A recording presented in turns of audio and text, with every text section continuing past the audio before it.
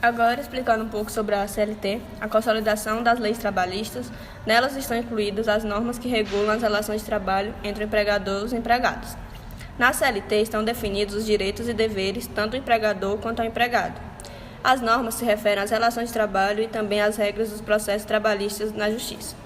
As normas da CLT são válidas para as relações individuais de trabalho e para as relações coletivas. Da mesma forma, protege tanto o trabalhador urbano quanto o rural. Como surgiu? A CLT existe desde o ano de 1943. Foi aprovada pelo Decreto-Lei nº 5.452/43, durante o governo do presidente Getúlio Vargas. O surgimento dela é diferente pelo fato de ela não ter passado por um processo legislativo comum, por isso que essa lei recebeu o nome de consolidação. Com o passar do tempo, de acordo com as necessidades e as mudanças das relações de trabalho, as regras foram sendo atualizadas. Agora é a jornada de trabalho, como era. O máximo de 8 horas por dia, 44 horas por semana e 220 horas mensais. Como ficou? Permite horas extras até o limite de 48 horas semanais, contada a jornada regular e jornada de até 12 horas, desde que seja seguida por 36 horas de descanso. Segundo, como era? Tempo de deslocamento era considerado jornada de trabalho, caso o empregador fornecesse transporte. E com a atualização, foi traslado e não contará na jornada, mesmo que o empregador forneça transporte. Terceiro, como era? Horas à disposição do empregador eram contadas no tempo de serviço. E como ficou, deixam de ser consideradas como horas de jornada. Descanso, estudo, alimentação, higiene pessoal e troca de uniforme. Como era? Quarto tópico. Jornada de 8 horas permitia intervalo de 1 a 2 horas para almoço. Como atualizou, intervalo para o almoço poderá ser de 30 minutos mediante acordo. E o quinto tópico e último, a lei não tratava de padronizar uniformes. E como ficou, o empregador pode definir padrão de uniformes, mas a higienização das peças deve ser feita pelo trabalhador, exceto se necessário produto especial. Mudanças pela reforma trabalhista. Uma delas, demissões, como era. Saída dava direito ao saldo proporcional de salário, 13º e férias, além do saque de FGTS. E em casos de demissão sem justa causa, 40% do valor dele como multa paga pelo empregador. Demitido tinha direito a seguro-desemprego. E como ficou com a atualização? Condições se mantêm, mas é permitida a rescisão do contrato também a partir de acordo. Neste caso, o trabalhador tem direito a 80% do FGTS e metade da multa, ou seja, 20%, mais perda do direito ao seguro-desemprego. Segundo, a gente tem os regimes alternativos. Antes, era o trabalho intermitente, não era previsto em lei, e a carga horária mínima era de 25 horas semanais. E ficou, agora, o trabalho intermitente ele é permitido. O segundo tópico é que a lei não estabelece regras sobre a home office. E com a atualização ficou novas regras, tratam inclusive sobre fornecimento de equipamentos e gastos com energia. Remuneração, como era? Comissões, porcentagens, gratificações ajustadas, diárias para viagens e abonos pagos eram incluídos no salário para cálculos de encargos e INSS. Como ficou? Os itens deixam de contar para os cálculos de encargos e INSS. Outro ponto. A remuneração por produtividade não pode ser inferior à diária correspondente ao piso da categoria ou salário mínimo. Como ficou? Pagamento do piso ou salário mínimo não será obrigatório na remuneração por produção. Sobre o acordo coletivo, como era antes. A lei não previa acordos, mas eles eram considerados se houvesse entendimento entre empregador e empregados. Mesmo assim, a justiça poderia barrar os que não favorecessem os trabalhadores. E como ficou, o negociado vale sobre o legislado. Sobre as férias, como era antes. 30 dias por ano, divididas em 2 vezes, e o menor período era de 10 dias. Com a atualização, ficou 30 dias por ano, divididas em até 3 vezes, e o menor período vai ser de 5 dias.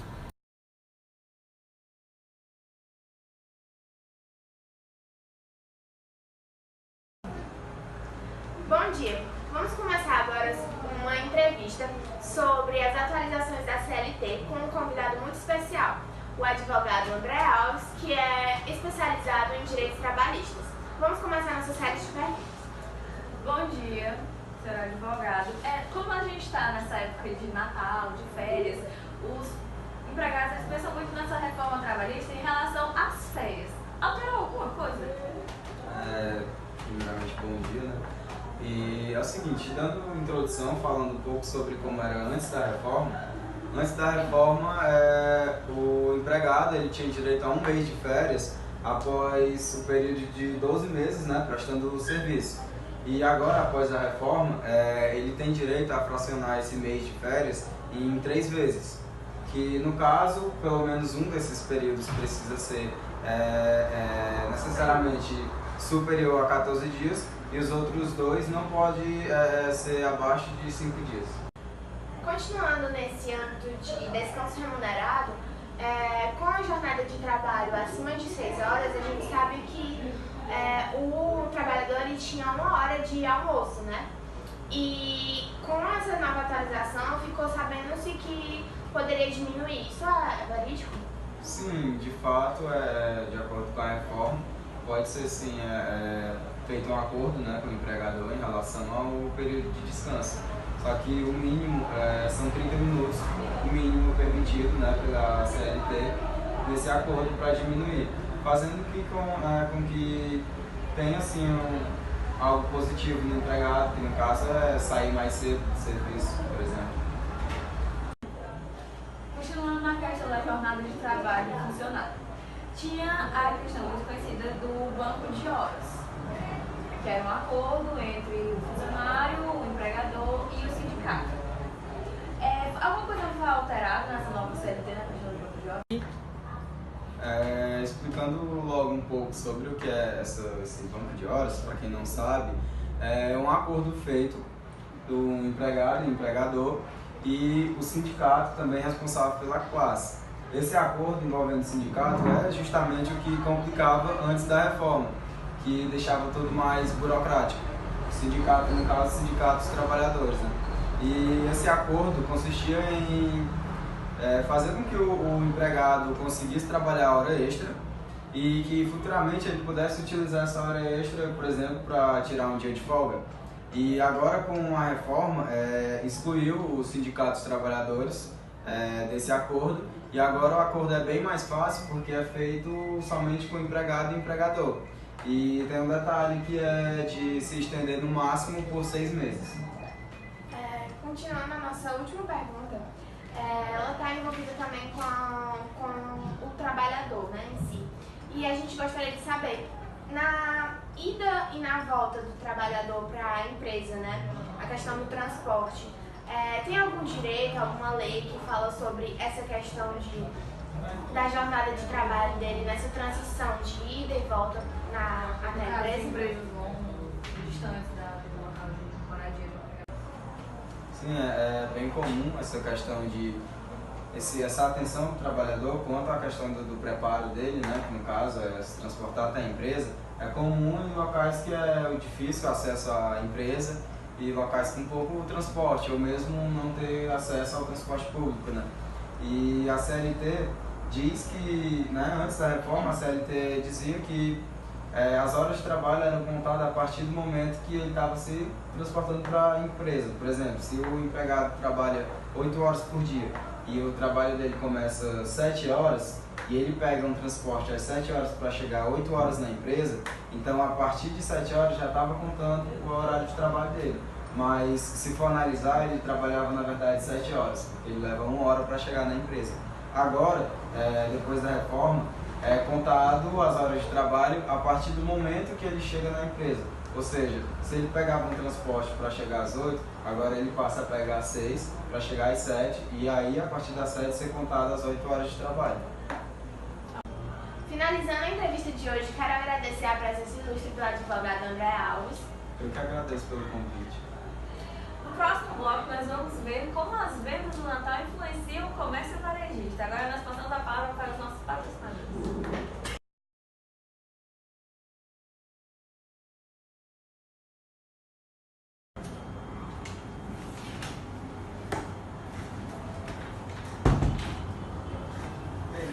Bom dia, eu gostaria de falar com a meu nome é Letícia, funcionária dessa empresa, eu gostaria de falar com a dona Luísa. Só um instante, né? Senhora Brita. Oi? A funcionária Letícia, ela disse que foi solicitada pela senhora. Ela pode entrar? Sim, ela pode entrar. Tá bom. Obrigada. Muito obrigada. Bom dia, dona Luísa. A senhora gostaria de falar comigo? Bom dia, Letícia.